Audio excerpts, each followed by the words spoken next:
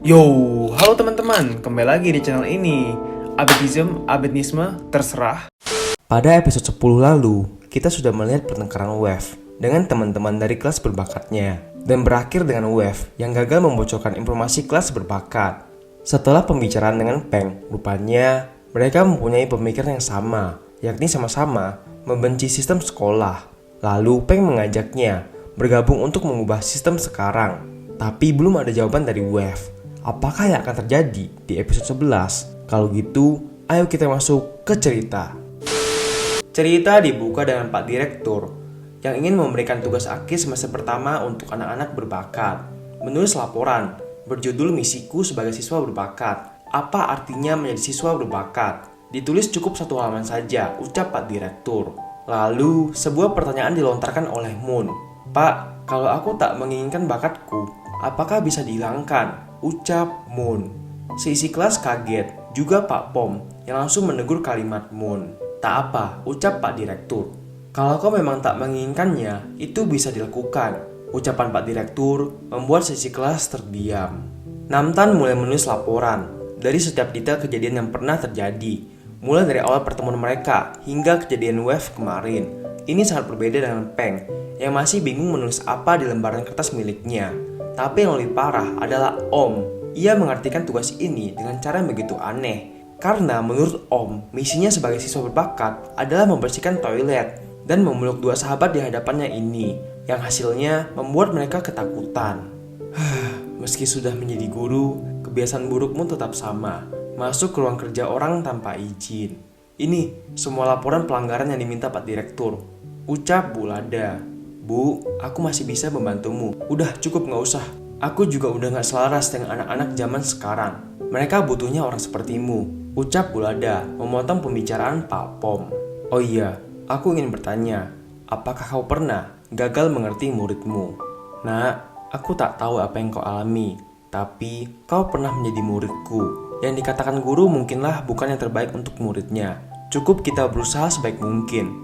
Sisanya tergantung pada mereka. Ungkap Bu Lada. Wow, di sini nggak ketebak ya. Ternyata Bu Lada dulunya adalah guru Pak Pom. Dan sekarang ia rupanya mau mengundurkan diri dari sekolah. Mungkin karena kasus Bu Lada kemarin menampar si hoodie merah itu. Moon tak sengaja bertemu Ad di depan ruang klub bela diri.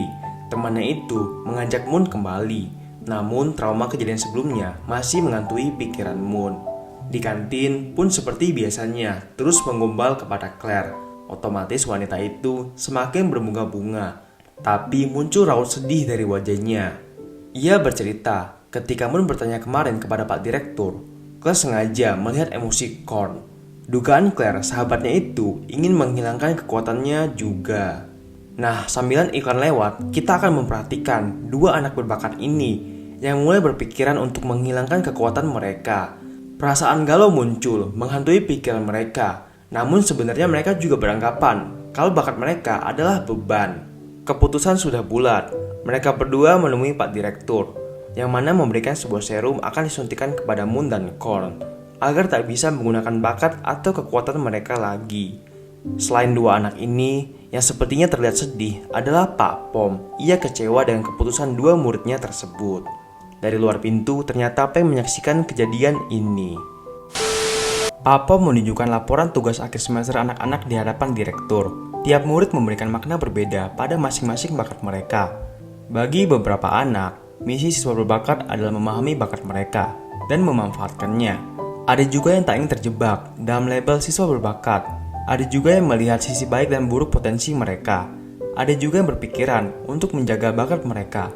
Tapi ada juga yang melihat bakat mereka sebagai beban. Dan ada yang memilih menyerah, melepaskan potensi mereka. Selain itu, juga ada yang memilih untuk tidak menjawab sama sekali. Nah, karena jawaban terakhir itu juga, Pak Direktur malah menganggap kalau Pak Pom gagal mendidik murid. Kertas kosong itu adalah bukti kegagalan tersebut. Karena keraguan mengisi jawaban di atas kertas kosong itu akan membuat mereka kehilangan arah, ungkap Pak Direktur. Lalu, di atas atap gedung sekolah, Peng bertemu dengan Wave. Ternyata, dua kertas kosong yang dimaksud Pak Direktur itu adalah milik mereka berdua, yang sekarang sudah bergabung menjadi tim. Wave dan Peng berniat untuk sama-sama menjatuhkan Pak Direktur, demi mengubah sistem sekolah menjadi lebih baik. Dan setelahnya, 1 bulan pun berlalu. Akhir-akhir ini, Peng sering sekali tak bermain bersama mereka lagi. Itu membuat Namtan dan Om sedikit cemas. Lalu, di belakang mereka tiba-tiba saja Wave datang. Dan ia memesan menu makanan yang sepertinya sama dengan menu makanan kesukaan Peng. Wave juga memesan 2 buah kotak. Namtan sedikit bingung. Ia langsung menelpon Peng, tapi teleponnya malah sibuk. Dan tiba-tiba saja, Wave sudah berbicara dengan seseorang di telepon. Dari sinilah, kedua bocah itu semakin bingung apa yang terjadi kepada Wave. Si hacker jagoan masuk ke kamar. Sudah ada Peng di sana. Makanan tadi memang untuk Peng. Mereka berdua rupanya sudah mencari informasi tentang Pak Direktur selama 1 bulan lalu. Namun sejauh ini mereka pun belum menemukan petunjuk yang mengarah kepada Pak Direktur.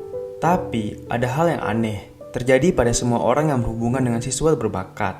Seperti vlog yang dihilangkan Om tak ingat apa-apa saat kembali. Begitu juga dengan Nek yang terkena kekuatan Peng. Dan juga Namtan saat ia menyelidiki kasus Pak Canon. Ingatan mereka seperti dihapus, ucap Peng. Nah tiba-tiba Wave tersadar sesuatu. Kasus seperti ini mirip seperti arsip komputer. Data sebenarnya tak dihapus, melainkan cuma tak terlihat atau disembunyikan. Kalau datanya dipulihkan, semua ada di sana. Dan cara memulihkannya mungkin saja bisa menggunakan kekuatan Peng. Peng sedang bersama Namtan di UKS. Ia meminta Namtan untuk mengingat kembali kejadian Pak Canon. Dan benar, Namtan tak ingat. Maka dari itu, ia ingin mencoba menggunakan kekuatannya kepada Namtan. Dan ternyata hal itu bisa dilakukan. Peng seperti menghipnotis Namtan, menggali ingatannya yang disembunyikan. Maka terbongkarlah tentang file dokumen merah yang Pak Canon temukan sebelumnya. Itu mungkin saja bisa menjadi petunjuk. Namtan sudah kelelahan dan berteriak membuat Om datang ke sana. Om menjadi begitu marah setelah mengetahui Peng telah menggunakan kekuatannya kepada Namtan. Sedangkan Wave yang sedang menyelinap masuk ke kantor admin mendapatkan telepon dari Peng. Ia disuruh mencari folder berwarna merah milik Pak Canon. Lalu saat bersamaan, Bulada sudah di depan pintu berbicara dengan guru lain. Wave langsung bersembunyi. Saat itu Bulada masuk. Ia sepertinya sadar akan sesuatu. Kembali ke kamar Peng, mereka berdua pasrah karena jalan buntu. Apalagi mereka berhadapan dengan orang yang bisa menghapus ingatan. Semangat Peng telah hilang. Lalu tiba-tiba sebuah pesan masuk dari nomor tak dikenal kepada Wave. Nomor asing itu mengajak mereka bertemu di ruang konferensi. Orang itu akan memberikan apa yang mereka cari. Sebenarnya ada rasa curiga, tapi apa boleh buat, mereka sudah di jalan buntu. Peng dan Wave datang 30 menit lebih awal di ruang konferensi karena mereka curiga bisa aja itu jebakan. Nah dari sini Wave curiga orang yang bisa menghapus ingatan itu adalah Bulada. Karena waktu Wave menyelinap masuk ke ruang admin, ia mendapati bukti di mana Bulada yang bertanggung jawab atas semua pelanggaran di sekolah. Nah kemudian dari sini Wave dan Peng mencari tempat persembunyian untuk menghindari jikalau itu jebakan. Tapi Wave malah mengalami kecelakaan. Perutnya terluka yang membuatnya harus ke ruang UKS.